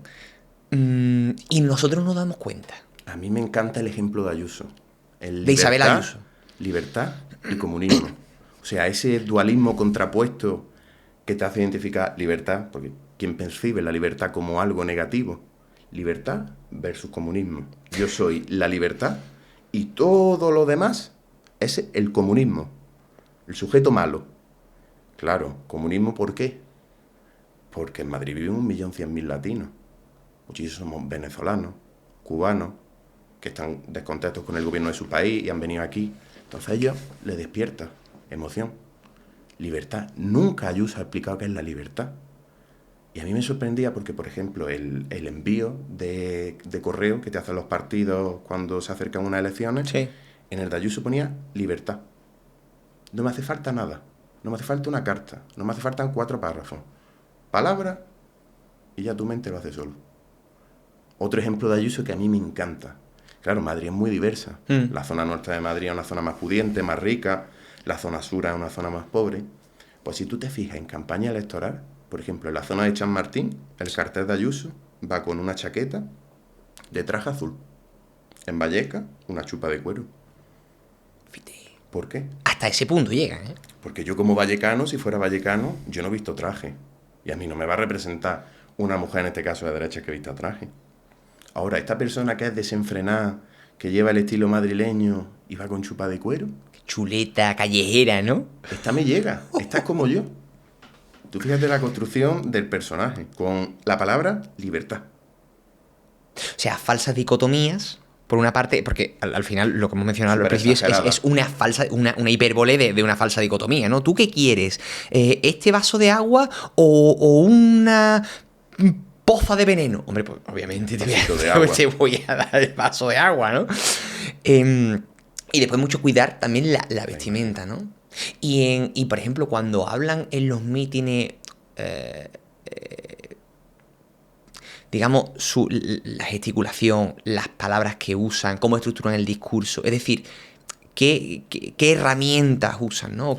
Normalmente en un meeting, en este caso, tú te estás refiriendo a un público que te quiere ya, de base. Ah, cuidado. Claro, no te estás refiriendo a un público general. Vale. Entonces lo que hace es despertarle a través de una serie de palabras o de una serie de tecnicismos, cosas que a ellos... Les remuevan por dentro. Y que cuando lleguen a su casa y hablen con su padre o con su madre, o al día siguiente tomándose un café con un amigo, sean también gente que influye. Gente que... O sea, el voto, obviamente, un líder hace algo, pero hay estrategias buenísimas. Si tú, por ejemplo, en el día de Nochebuena empiezas a bombardear de información los teléfonos móviles, ¿de qué se va a hablar en la cena de Nochebuena? Flipa. Claro. Vale, se puede hablar de que el presidente es bueno o es malo, pero ya se está hablando, ya es un tema de debate. El agenda setting. Y si tú a esa persona que es favorable a ti en ese mensaje le estás dando un argumentario, esa persona en la cena convenza a quien quiera. Con argumentos, obviamente. La persona que está en contra y lo ve mal, por mucho que tú le des 100.000 argumentos, va a estar en contra. Pero a lo mejor había 2, 3 indecisos que dicen, pues sí, pues lleva razón. Y así campaña, es una barbaridad. El tema del targeting, Sí. eso se hacía mucho antes, pero ahora ha evolucionado, por ejemplo. No es lo mismo referirse a las mujeres solteras de Zaragoza que a las mujeres solteras de Zaragoza progresistas que están presentes en Facebook y su principal preocupación es la sanidad. Eso ya es un microtargeting y eso el que lo ha llevado a su máximo esplendor fue Donald Trump, por ejemplo, Sí. con Cambridge Analytica, que era una Sí. consultora. O sea, lo que hicieron es comprar bases de datos y coger datos que no eran legales de usuarios de Facebook y crear microsegmentaciones que a ti te despertaban. O sea, al habitante de Miami, que en su mayoría son venezolanos o cubanos, se le hablaba del miedo del comunismo. Claro. Al que vivía en una zona industrial, cierre de fábrica. Y a gente, por ejemplo, a comunidad afroamericana, que tú no le vas a llegar por quién eres y por tu discurso, lo que hace es sacar mala publicidad del de enfrente. Saca una declaración de Hillary Clinton hace 10 años diciendo algo sobre la comunidad afro. Y ya lo pongo negativamente. Igual, o sea, Cambridge Analytica hizo lo mismo, por ejemplo, en el Brexit. En el Brexit lo hicieron muy bien, porque ellos decían, vale, la persona que le preocupa es la inmigración. ¿Cómo podemos defender que la salida de la Unión Europea favorece que no haya inmigración? Si salimos de la Unión Europea, no va a entrar Turquía, que puede ser gran enemigo del Reino Unido. A la persona que su principal preocupación es la sanidad, saliéndonos de la Unión Europea, generamos al año 350 millones de libras más para sanidad. Maravilla, tío. ¿Qué pasa? Eso es lo curioso. Que como tú estás en ese entorno y en ese algoritmo, a ti te sale. Al del exterior no le sale. Entonces son campañas muertas en el sentido de que solo le salen aparte de un espectro. El de fuera no lo ve. Yo imagínate que fuese una persona de Reino Unido progresista y europeísta, a mí esa campaña no me sale. Claro. O sea, yo estoy dando mensajes distintos a segmentos distintos de la población, independientes el uno del otro, de forma que el que a lo mejor no compre todo mi argumentario, porque además, si estoy diciéndole a cada uno una cosa, me voy a contradecir probablemente, pero da igual porque no te vas a enterar. Por ejemplo, el muro de Trump y el lema del muro. Trump prueba 1000 opciones distintas que le salen a 1000 personas distintas y Trump al final escoge la tipografía, el logo y el color que más personas han clicado en el enlace, que más gente ha donado al partido por el enlace. Al fin y al cabo, es meterte en la mente humana. El 90% del comportamiento es emocional. Estamos hablando de estrategias de A/B testing súper bien pensadas, como si se tratara bueno, es que realmente son anuncios para una empresa que es un partido político, ¿no? Y que además está jugando algo muy gordo, que es el poder. Y cuanto más alto, pues más poder y el acceso a los presupuestos generales del Estado, que es mucha pasta, ¿no? Porque claro, si yo digo, los presupuestos generales del Estado, ¿cuánto es? Un billón de euros. Bueno, pues el premio es 1 billón de euros, pues puedo invertir mucho. Claro, y esas campañas parecen algo súper loco, pero son con la segmentación de Instagram. Sí, claro, que tampoco... Yo me puedo dirigir a la población de Granada ciudad, que a lo mejor ¿Cómo le puedo llegar a un votante de Granada? ¿Qué es lo que más le puede interesar? El fútbol, el Granada Club de Fútbol. ¿Cómo le puedo llegar? A través de Granada. Entonces, segmento por interés. Fútbol, política y Granada Club de Fútbol. Sí, ya está. Y lanzo con un eso... anuncio sobre que determinado político está haciendo mal esto, está utilizando esto. Ya le he llegado mejor que con cualquier propuesta. Porque estoy tocando lo que de verdad le gusta a la persona. A mí, por ejemplo, yo soy abonado del Granada y soy súper aficionado. Y a mí eso me llegaría a mover, sabiendo yo lo que están haciendo. La cosa es que tú te das cuenta a los 10 segundos. Pero como todo el mundo, la primera reacción es una emoción. Claro. Y si la emoción en este caso es negativa, muchísimo más, mejor. Si es lo que más funciona, es la triple: simple, emocional y negativo. Con eso... Puedes llegar a quien quiera. Porque a ti te encanta, a tu cabeza le encanta encontrar quién ha hecho algo malo y quién es el responsable. Claro. Y con eso... Y pónmelo clarito, tampoco te vayas a... Inseguridad, inmigrantes. ¿No está? No está. Los MENA. ¿Por qué ahora le decimos MENA? Nunca se ha dicho MENA. Menores extranjeros no acompañados. ¿Pero por qué se simplifica en MENA? Claro, porque es más fácil decir que menor extranjero no acompañado. Ocupación, por ejemplo, o el término ocupación. El término ocupación es un gran cajón que aglutina muchísimas cosas, sí, pero cala. ¿Por qué cala ocupación? Porque te da miedo a perder una propiedad y por inseguridad. Activa dos cosas que a cualquier persona, a cualquier ciudadano, le repercute. De derecha, de izquierda, de centro o de extrema derecha o de extrema izquierda. Nadie quiere perder su propiedad y sentirse inseguro. Y con la palabra ocupa, despierta eso ya en una persona. O, por ejemplo, no es lo mismo decir impuesto verde que tasa. O no es lo mismo decir crisis que... Impuesto verde tiene cojones. Impuesto verde, macho. Son formas de vender. Qué cabrones, tío, de verdad. Es que a mí el tema este tengo que... Oye, y en un debate, por ejemplo, porque hemos hablado, por ejemplo, en campaña, en un meeting, y en un debate, tío, que tienes a una persona que te está confrontando tus ideas, ¿qué estrategias usan esta gente? Ahí hay muchísimos escenarios. Lo primero que habría que decir es que un debate electoral normalmente no condiciona el voto. Suele condicionarlo entre un 4, un 5, un 6% de la población, que no es grande. Claro. Lo que hace es reforzar. Ah, vale. Reforzar argumentos, reforzar bloques, por ejemplo. En el último debate lo vimos muy claro. Feijóo no fue, y era Yolanda Díaz y Pedro Sánchez contra Abascal en bloque. Ahí el problema de Yolanda Díaz es saber diferenciarse de Pedro Sánchez. Porque obviamente tú lo que quieres es replicar un gobierno. Tú no puedes ponerte a atacar al PSOE, porque en este caso el adversario es vos. Pero tampoco puedes replicar lo del PSOE, porque si no la gente va a votar al PSOE. Claro. ¿En qué te diferencias? Y aquí me encanta la anécdota del primer debate televisado en Estados Unidos entre Reagan y Kennedy. Sí. Se emite el debate por televisión y se emite el debate por radio. Kennedy se prepara muchísimo el debate en imagen, en comunicación no verbal, en la forma de expresar, en cómo mirar a cámara. Y Nixon, un político clásico, pues prepara un debate como se preparaba en la época. Mucho discurso, mucho argumento. Pues se produce un efecto súper curioso. La persona que ve el debate por televisión piensa que ha ganado Kennedy. Y la persona que ve el debate por radio piensa que ha ganado Nixon. ¿Por qué? Porque yo estaba viendo la televisión y tú veías a Nixon súper mal maquillado, muy blanco, una postura corporal que no expresaba nada. Claro, tú veías a Kennedy era guapete, sabía mirar a cámara, sabía comerse la cámara, claro, sabía lo que estaba expresando en todo momento. Entonces ahí ves como un mismo debate, exactamente el mismo, da dos ganadores totalmente distintos en función de lo que estés oyendo o escuchando y oyendo. Y eso reventó, eso es el ejemplo clásico que se da sobre debate en comunicación política, sí, pero es un ejemplo que explica muchísimo. Y después, obviamente, hay otro efecto que la gente normalmente recuerda lo primero que escucha y lo último. Sí. Entonces a ti te interesa muchísimo como político abrir un debate y cerrarlo. Eso se negocia también. Se negocia con la televisión que se haga y con los partidos políticos. Quién abre un bloque, quién cierra un bloque, o los minutos de oro.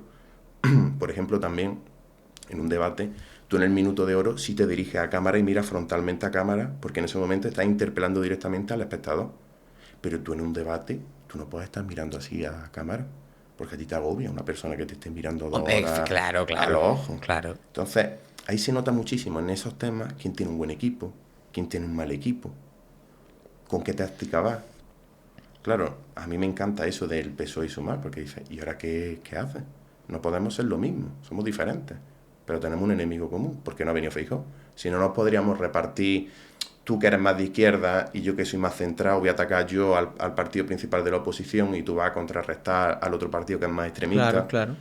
Pero ahí esa dinámica a mí me pareció muy curiosa en ese debate. ¿Quién ha sido el mejor presidente de España?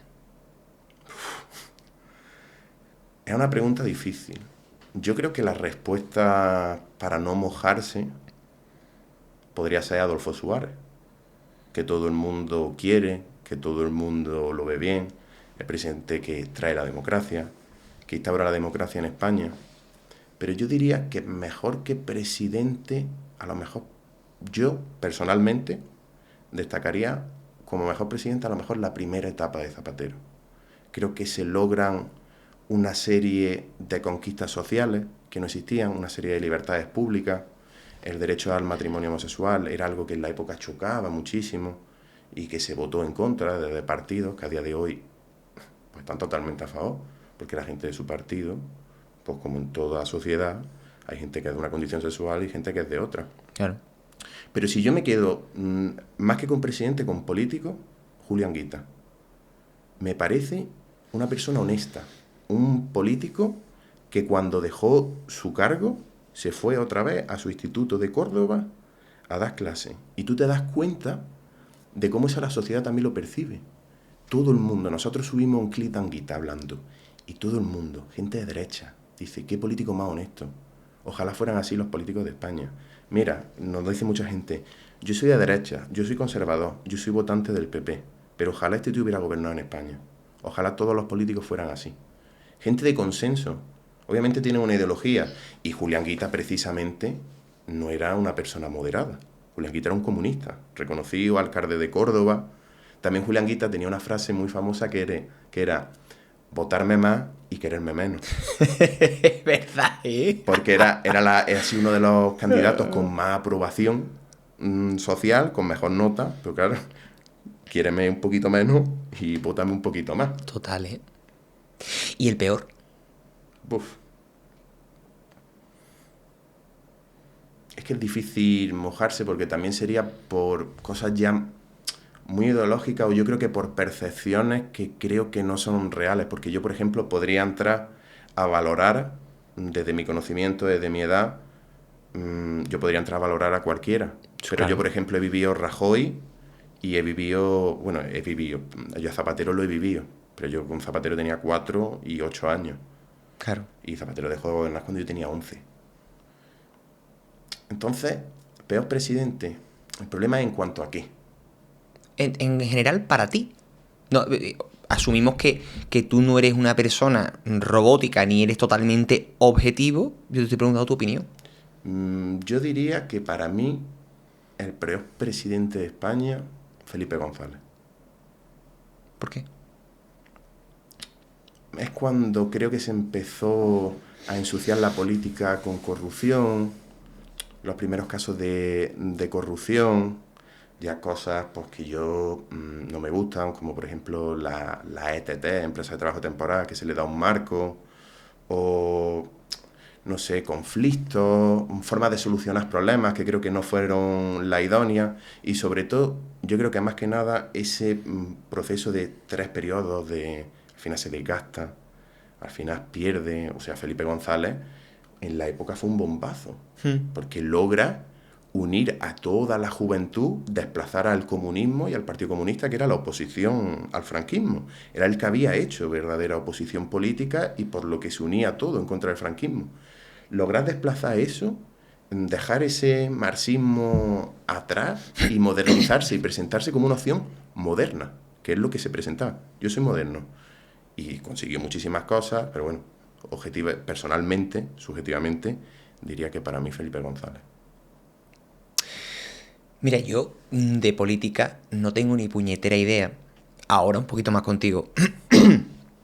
Pero a mí el presidente actual, Sánchez,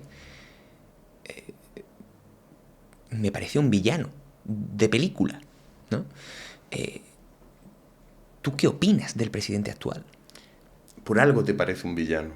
O sea, claro. Es curioso por qué te parece... Vamos a contextualizar de Pedro Sánchez, lo que te contaba. Pedro Sánchez se va del partido, lo echan de la Secretaría General, lo repudian. Y Pedro Sánchez empieza a conocer a cierta gente de tema de comunicación, gente que sabe, y Pedro Sánchez, totalmente repudiado y odiado por su propio partido, le dicen: tú tienes que ir a la base. Tú, si quieres volver a ser secretario general del PSOE, tú tienes que contentar a la gente de a pie, al vecino. Pues Pedro Sánchez coge su Peugeot y se recorre toda España, casa del Partido Socialista, por militantes socialistas, convenciendo, trabajo de hormiguita, convenciendo. En ese momento también conoce a Iván Redondo, que es su principal asesor, el que le da ese rol. Y también es una cosa muy curiosa, porque Pedro Sánchez en esa época se va a Estados Unidos. ¿Por qué va a Estados Unidos Pedro Sánchez? Empieza a tomar cursos de comunicación política, de cómo hablar, de cómo comunicarse. Y hay ciertas, eso se puede encontrar, es difícil encontrar, ciertas fotos de Pedro Sánchez tomando notas en clase, escribiendo. Claro, y Pedro Sánchez llega de ser repudiado por su propio partido a ganarle la Secretaría General a Susana Díaz, que en ese momento parecía que sí o sí iba a ser la secretaria general del PSOE, la presidenta de Andalucía, siendo Andalucía donde más siempre se ha sentado el Partido Socialista en España, y consigue Pedro Sánchez darle la vuelta otra vez a todo, llegar y echar a Rajoy, que fue por el que a él lo echaron del partido, Qué loco. Moción de censura, y después 2 gobiernos. O sea, es una historia. Yo a Pedro Sánchez siempre lo defino como el resiliente. Es una persona que tú le puedes pegar un tiro, pero se va a levantar. Y cuando tú, la típica película, cuando tú ves que la persona que se ha muerto posa una sonrisa antes de acabar el capítulo, eso es Pedro Sánchez. Dios mío, es verdad. Es un actor que tiene como una serie como si fuera una serie de Netflix, de política, de movimiento. Además, Pedro Sánchez es una persona súper curiosa en ese tema. Hay una anécdota que una de las primeras veces que recibe a Pablo Iglesias en la Moncloa, Pablo Iglesias llega y le hace pues, la típica recepción institucional. Pablo Iglesias, que también es muy cinéfilo y de series de política, le dice: bueno, Pedro, tú que ves Baron Noir, que es una serie sobre política francesa, ¿cómo me haces este recibimiento aquí en la Moncloa, en una mesa con la bandera de España? O sea, estamos conversando, queremos llegar a acuerdos. Pues dice Pablo Iglesias que la próxima recepción que le hace Pedro Sánchez en el jardín de la Moncloa, rodeado de flores, de plantas, con luces. O sea, es una persona que también se le ve como el villano. Obviamente se le ve como el villano porque se le pinta como un villano. Yo no digo que sea o no sea un villano, sino porque es como el saco de boxeo. Pedro Sánchez para mí representa un saco de boxeo en la política. ¿A quién pegarle? Pedro Sánchez. Y la derecha también ha conseguido el poder de que en cuanto hay un problema, aunque no sea competencia de, la responsabilidad es de. Que eso es curioso. Porque una cosa que comentamos un día en el patio es: si tú todos los días estás diciendo que Pedro Sánchez es cruel, despiadado, frívolo, que solo quiere el poder y sobre todo que es un inepto, ¿por qué en cuanto tienes un problema dices que Pedro Sánchez no hace nada? Si es un inepto, ¿qué estás reclamando? ¿Cuál es tu acción? ¿Qué estás transmitiendo? Que tú eres peor que él, porque no sabes hacer nada. Entonces, esa lógica, y como ese gran actor político, como distinto a lo que es la media española, también se le intenta villanizar, porque gusta mucho el villano. Pero además es una especie de villano que a mí me da la sensación, ya te digo, de lo poco que miro, de lo poco que veo, que se hace muy bien el tonto, ¿no? O sea, Sí. que siempre va como con cara de tonto, como con cara de afligido, como que yo no me lo vi venir, esto no iba conmigo, esto realmente yo soy un buen hombre, pero me la han dado. Y fíjate tú lo lejos que está llegando este tío, ¿eh? ¿Tú te acuerdas de lo de Perro Sánchez? Sí, Que al principio empezó como un insulto. Sí. Porque en España es muy común decirle a una persona perro. sí. Y empezó como un insulto. Pedro Sánchez es un perro. Pedro Sánchez es un perro. Pues tú imagínate que le da la vuelta, que Pedro Sánchez es un perro, hace un meme y la gente del Partido Socialista lleva en su ordenador, y aquí yo soy Perro Sánchez, yo soy una perra Sánchez, es saber coger algo negativo, convertirlo en algo favorable a ti. O sea, eso es una barbaridad. Es una barbaridad. Que a ti te insulten, que a ti te desprestigien. Bueno, y la campaña del 23J, de la última campaña de Pedro Sánchez, después de unas elecciones municipales en las que el PSOE pierde muchísima alcaldía y pierde muchísimo poder, Pedro Sánchez de repente dice: convoco elecciones nacionales. Claro, la gente dice: ¿y este hombre se va a dar? ¿Se va a dar de cabeza? Se acaba de perder en toda la alcaldía y tiene una fama pública de que es malvado este hombre. Pues empieza una campaña de humanización, de enfrentación. Tiene una táctica muy buena, que es: tú normalmente, cuando empieza una campaña política, pues tienes que ir a los distintos medios de televisión, a los distintos platos de televisión, a pasar una serie de entrevistas. Vale. Tú normalmente sueles empezar por alguien cómodo, alguien que no te ponga en apuro, Sí. y vas escalando. Por ejemplo, en este caso en la televisión sería Wyoming. Vale. Sería el espacio idóneo para Pedro Sánchez País. Pues Pedro Sánchez dice: no, yo voy a Alsina, yo voy a Ana Rosa y yo voy a Pablo Moto a confrontar. Yo no me voy a esconder. Yo voy a confrontar y a dar mi visión y a humanizarme. Si al final soy humano, si me percibís como un villano por frívolo, porque a veces no me humanizo, ahora voy yo a los platos a discutir con la persona que me confronta diariamente. Claro, también te digo, Pedro Sánchez tiene un poder de la palabra y de la comunicación que es que te abruma, te come. ¿Tú crees que Pedro Sánchez es una persona inteligente? Sí, muchísimo. Sí, ¿no? Obviamente tiene un muy buen equipo de comunicación y me consta, pero Pedro Sánchez es una persona muy inteligente. A Pedro Sánchez se le ha intentado desprestigiar Iván Redondo, que es su asesor, y es de las pocas veces que los asesores políticos han salido a la palestra pública en España. Normalmente se intenta decir, para desprestigiar a Pedro Sánchez, que Pedro Sánchez es un producto de Iván Redondo y que desde que no está Iván Redondo Pedro Sánchez no es bueno, como si todo fuera responsabilidad del asesor. Pero la verdad es que Pedro Sánchez lleva sin Iván Redondo muchísimo tiempo y Pedro Sánchez sigue. En cuanto le viene algo malo, le da la vuelta. Es un 100 pies. Siempre. Y es que yo me acuerdo hace poco de una conversación con un amigo, con el último tema este de la corrupción, y me afirmaba vehementemente: en esta cae, de esta no se salva.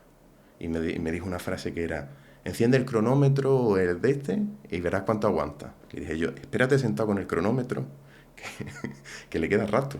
¿Nos queda Sánchez para rato, tío? Sí, yo creo que sí.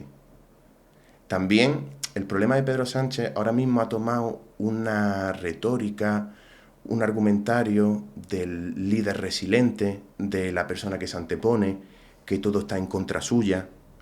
Yo creo que eso funciona en espacios cortos de tiempo, para darle la vuelta a cosas. Sí. Pero eso no se puede extender en el tiempo, porque tú no puedes vivir de que eres el resiliente y que todo el mundo es malo contigo. Entonces yo creo que Pedro Sánchez necesita una serie de acuerdos, de pactos materiales, de cosas tangibles que respalden ese argumentario. Si lo consigue, lo hay. O sea, yo me refiero que queda Pedro Sánchez en este periodo de gobierno, hasta las próximas elecciones.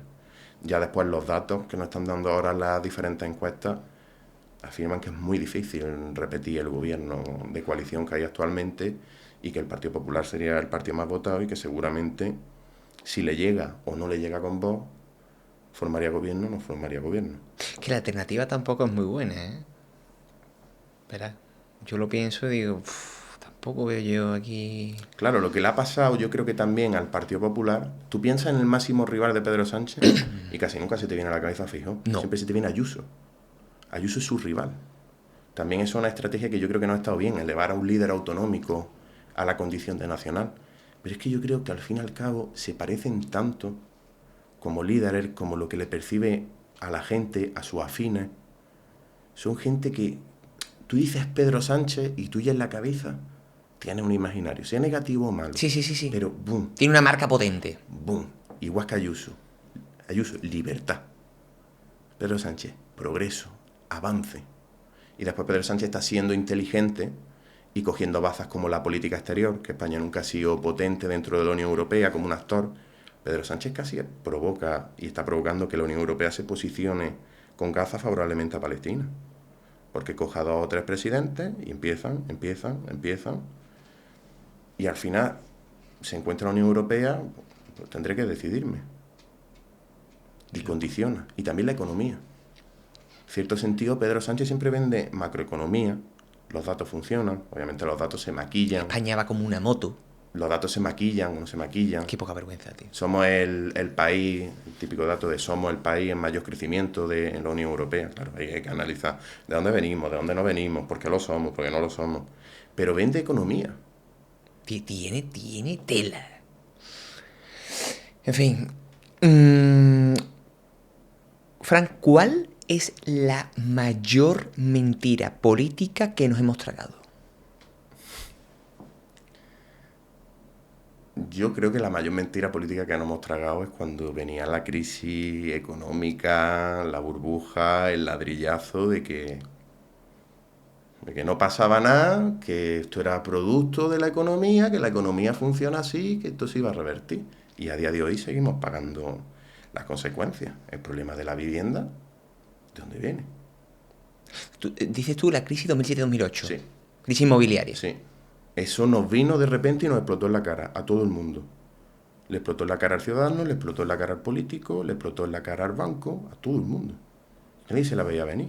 ¿Cómo se va a caer un sistema que está tan en alza? Si yo puedo comprarme mi piso, me puedo comprar un piso en la playa, puedo tener un coche e incluso puedo dar la entrada para comprarme otra propiedad, y de repente, ¡boom! Y me veo con 3, 4 hipotecas, deuda, ¿y ahora qué hago? Nadie me ha avisado, nadie me ha alarmado, pero el gobierno igual, el agente económico igual, la Unión Europea igual. Sí. ¿Tú crees que eso se puede repetir a día de hoy? Sí, pero yo pienso que la Unión Europea también ha dado un cambio en cómo afrontar las crisis, y lo hemos visto con el COVID. Con el COVID no se ha hecho la política de austeridad, de ahora tenemos que recortar, no. Ahora es el momento de que cuando la gente lo está pasando mal, darle. Por ejemplo, los ERTE, los fondos Next Generation, los fondos de la Unión Europea. Por ejemplo, el metro de Granada, en un 90% financiado por la Unión Europea. Obviamente, un gobierno no puede afrontar ese gasto en una crisis, te lo doy yo. Yo te aseguro. Y yo creo que se puede volver a repetir, obviamente, por el sistema económico en el que estamos y por cómo funciona la economía y cómo funciona la política, pero yo creo que la forma de taparlo todo, el ecosistema, ha cambiado y creo que es mucho menos lesiva para el ciudadano de a pie. También ese gasto en el COVID nos ha metido una inflación que nos estamos comiendo con patatas, ¿eh? Claro, porque si yo ahora hay una crisis sanitaria y no puedo salir de mi casa, yo no puedo trabajar. Puede trabajar el sanitario, el que se dedica al transporte, pero además la gente no puede trabajar. ¿Ahora qué hacemos? Ahí, por ejemplo, lo que te decía, ahí es donde tiene que estar el Estado y decir, vale, la empresa privada tampoco puede asumir el coste, pues si la empresa privada no está produciendo, que la va a pagar el 100% del salario a los trabajadores, la empresa cierra a los 2 meses. Entonces ahí tiene que haber esa colaboración público-privada que diga, yo asumo la mayoría del coste, tú asumes un coste pequeño, pero yo me voy a encargar de que cualquier trabajador en España no pase tanta pena como pasaría. Obviamente pasa pena, porque no estás cobrando tu sueldo. Y vimos lo que pasó, de que había cola, del hambre, gente que no tenía recursos, la gente que trabaja en negro, esa gente no hay ERTE. Si tú trabajas en negro no hay ERTE. En pocas palabras, ¿cómo se recordará en los libros de historia o en los libros de política que tú has podido estudiar estos años, este periodo de la historia en el que estamos viviendo ahora? Yo creo que como aprendizaje para el futuro. Una crisis que nadie se la veía venir. Y yo me acuerdo de cómo explotó y de mi madre que trabajaba en ese momento en un hospital, decirme, han venido un grupo de turistas chinos infectados de un virus y todos reírnos. Y todos hacer bromas, porque es normal, hacer una broma. Nadie se espera que te vayan a encerrar en tu casa. Claro, hasta que a ti te sale una autoridad, te dice, oye, que se están muriendo 2.000 personas al día. Y que como te toque, te llevas por delante a tu familia. Entonces yo creo que esto sirve, sobre todo, yo creo que las palabras serían aprendizaje para el futuro. Hay cosas que son inesperables y para lo inesperable hay que estar preparado. Obviamente, para lo que no sabes que va a venir, no puedes tener una preparación, pero sí el cuerpo hecho a. Y rapidez, inmediatez, solucionar, saber explicarle a la población lo que está pasando. Si hay una crisis sanitaria, ahí me encantó, y es algo que se debe de hacer. Un político, si no sabe de un virus, no tiene que hablar de un virus. Lleva a una persona experta en epidemia, que sepa lo que está hablando, y que sepa traducirle eso a la ciudadanía. Dejarle espacio al profesional. Si te van a hablar de que necesitas seguridad y que la gente no esté encerrada en su casa, llévame al director de la policía, ponme un policía. Alguien que me transmita. El simple hecho de llevar un traje de médico, de policía, te da una autoridad y sobre todo te da una tranquilidad. De la persona que me está hablando, sabe de lo que está hablando. No es alguien que está hablando por hablar. No. Este hombre es experto en epidemia y sabe que lo que hay es gordo. Y me lo está intentando trasladar. Ahora sí, yo como consejo, para no volver a repetir, esto que se vivió en televisión, de asustar a la población, de todo el día sobreinformando sobre temas que la población no tiene que saber. Tú no puedes tener, lo que digo, un contador real de muertos, no. No un partido de fútbol, no un Sevilla-Betis, no. Tú das información, pero tú no puedes tratar esto como un marcador deportivo. Entonces yo ahí diría muchísima más humanidad, muchísima más cercanía al ciudadano. Porque es que yo me acuerdo de que después del COVID había gente que por la calle pasaba 3 metros tuya. Y nosotros somos gente de contacto. Y a mí me daba apuro. Pues decía, pobretica la señora esta, que piensa que yo por pasar al lado suya la voy a matar. Literalmente. Pero no es culpa de la señora. No. La señora tiene miedo. Y el miedo es la emoción más fuerte que hay. Y contra el miedo responde así. Sí, señor. Fran, la última pregunta que te voy a hacer en el día de hoy es: ¿cuál es el mejor consejo que te han dado? Yo diría que el mejor consejo que me han dado es que sepa dónde estoy. Que tenga los pies en la tierra. Pero que los pies en la tierra no me hagan poder volar. Que pueda volar, pero siempre sabiendo dónde estoy. Si tú sabes tu presente, tú sabes su contexto y sobre todo tu potencial, tú puedes llegar no a lo que quieras, porque hay muchísimos factores que dependen económicos, de suerte, pero si la posibilidad se da, tú la vas a conseguir, porque estás preparado. Algo que se dice mucho en Granada: no estés con la mente llena de bulanicos, ten los pies en la tierra. Claro. Pero los bulanicos también son importantes, pero con los pies en la tierra. Tienes que saber dónde estás para llegar a un sitio más alto. Sí, señor. Señor. Fran, componente del patio político. Muchas gracias, tío, por haber venido hoy aquí desde Granada, a verme, a contarme todo esto que ha sido guapísimo, de un tema que yo además no tenía ni puñetera idea, y que creo que es de rigurosa, no actualidad, sino que, como tú has dicho, todo es política, que no lo es, ¿no? Al fin y al cabo, es la función del patio. Es la función de la Acercar la política a la gente y sobre todo la persona que cree que la política es algo muy lejano, intentar explicársela de una manera que le pueda llegar a interesar. Obviamente es componente ya de cada uno que te interese más, que te interese menos. Para nosotros hacemos, yo creo que esa función pedagógica que es muy potente. Yo te voy a explicar las cosas de una forma agradable, de una forma bonita, y tú ya escoges si te gusta o no. Pero escúchalo. Sí. Y ya después decides. De hecho, cuando contactamos yo digo, tío, es que a mí la política no me interesa nada. Y la verdad que me convenciste y no me arrepiento, ¿eh? Muchas gracias, tío. Muchas gracias a ti por invitarnos. Y a todos vosotros, muchas gracias una semana más por darnos lo más valioso que el ser humano tiene, vuestro tiempo y vuestra atención. Espero que hoy hayáis aprendido algo de política y os emplazo a vernos, si Dios quiere, la semana que viene. Os mando un fuerte beso desde aquí. Que Dios os bendiga.